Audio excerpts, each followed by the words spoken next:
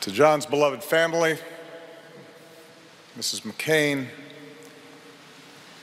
to Cindy and the McCain children, President and Mrs. Bush, President and Secretary Clinton, Vice President and Mrs. Biden, Vice President Mrs. Cheney, Vice President Gore, and as John would say, my friends. We come to celebrate an extraordinary man, a warrior, a statesman, a patriot, who embodied so much that is best in America. President Bush and I are among the fortunate few who competed against John at the highest levels of politics. He made us better presidents, just as he made the Senate better, just as he made this country better. So for someone like John to ask you, while he's still alive, to stand and speak of him when he's gone is a precious and singular honor. Now, when John called me with that request earlier this year, I'll admit sadness and also a certain surprise. But after our conversation ended, I realized how well it captured some of John's essential qualities. To start with, John liked being unpredictable, even a little contrarian. He had no interest in conforming to some prepackaged version of what a senator should be, and he didn't want a memorial that was going to be prepackaged either. It also showed John's disdain for self-pity. He had been to hell and back, and yet somehow never lost his energy or his optimism or his zest for life. So cancer did not scare him, and he would maintain that buoyant spirit to the very end, too stubborn to sit still, opinionated as ever, fiercely devoted to his friends, and most of all to his family. It showed his irreverence, his sense of humor, a little bit of a mischievous streak. After all, what better way to get a last laugh than to make George and I say nice things about him to a national audience?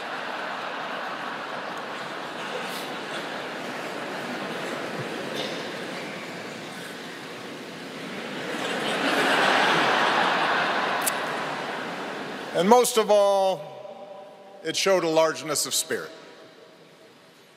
an ability to see past differences in search of common ground. And in fact, on the surface, John and I could not have been more different. We're of different generations. I came from a broken home and never knew my father.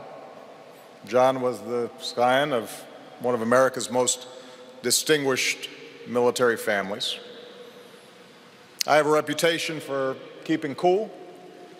John, not so much.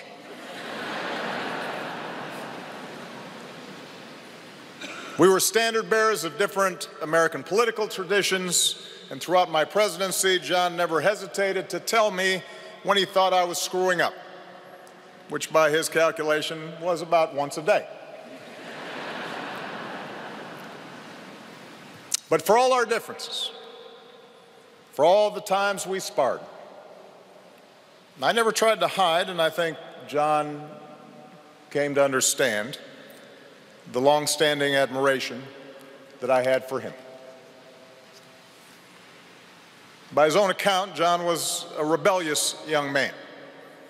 In his case, that's understandable. What faster way to distinguish yourself when you're the son and grandson of admirals than to mutiny?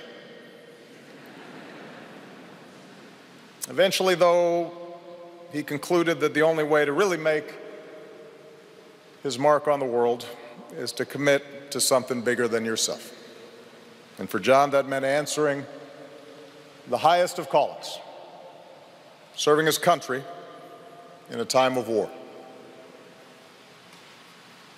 Others this week and this morning have spoken to the depths of his torment and the depths of his courage there in the cells of Hanoi, when day after day, year after year, that youthful iron was tempered into steel.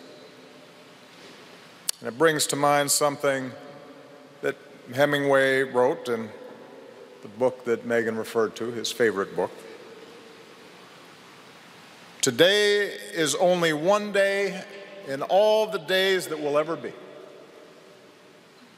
But what will happen in all the other days that ever come can depend on what you do today.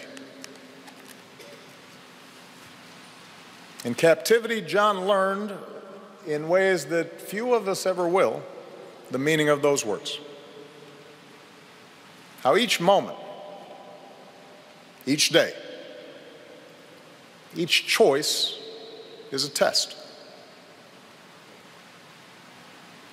And John McCain passed that test again and again and again.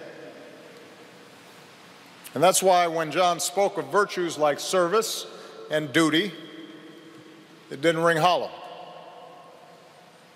They weren't just words to him. It was a truth that he had lived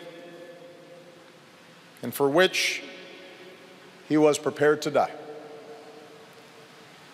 And it forced even the most cynical to consider, what were we doing for our country? What might we risk everything for? You know, much has been said this week about what a maverick John was. Now, in fact, John was a pretty conservative guy. Trust me, I was on the receiving end of some of those votes. But he did understand that some principles transcend politics, that some values transcend party. He considered it part of his duty to uphold those principles and uphold those values. John cared about the institutions of self-government, our Constitution, our Bill of Rights, rule of law, separation of powers, even the arcane rules and procedures of the Senate. He knew that in a nation as big and boisterous and diverse as ours, those institutions, those rules, those norms are what bind us together.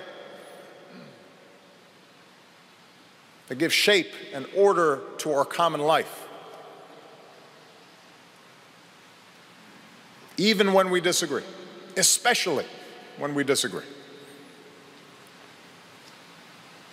John believed in honest argument and hearing other views. He understood that if we get in the habit of bending the truth to suit political expediency or party orthodoxy, our democracy will not work. That's why he was willing to buck his own party at times, occasionally work across the aisle on campaign finance reform and immigration reform.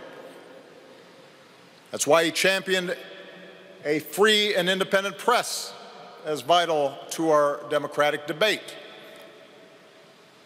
And the fact that it earned him some good coverage didn't hurt either.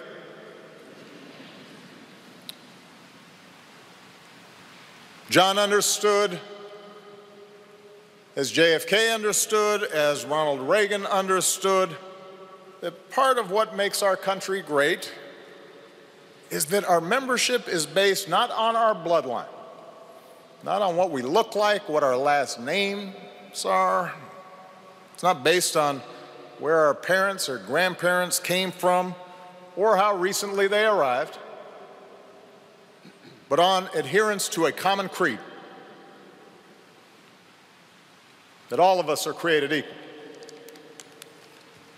endowed by our Creator with certain inalienable rights. It's been mentioned today, and we've seen footage this week of John pushing back against supporters who challenged my patriotism during the 2008 campaign. I was grateful, but I wasn't surprised. As Joe Lieberman said, it was John's instinct. I never saw John treat anyone differently because of their race or religion or gender. And I'm certain that in those moments that have been referred to during the campaign, he saw himself as defending America's character, not just mine. For he considered it the imperative of every citizen who loves this country to treat all people fairly. And finally, while John and I disagreed on all kinds of foreign policy issues, we stood together on America's role as the one indispensable nation, believing that with great power and great blessings comes great responsibility. That burden is borne most heavily by our men and women in uniform. Service members like Doug, and Jimmy, and Jack, who followed their father's footsteps, as well as the families who serve alongside our troops. But John understood that our security and our influence was won not just by our military might, not just by our wealth, not just by our ability to bend others to our will, but from our capacity to inspire others with our adherence to a set of universal values like rule of law and human rights, and an insistence on the God-given dignity of every human being. And of course, John was the first to tell us that he was not perfect. Like all of us who go into public service, he did have an ego. Like all of us, there was no doubt some votes he cast, some compromises he struck, some decisions he made that he wished he could have back. It's no secret, it's been mentioned, that he had a temper. And when it flared up, it was a force of nature, a wonder to behold. His jaw grinding, his face reddening, his eyes boring a hole right through you. Not that I ever experienced it firsthand, mind you.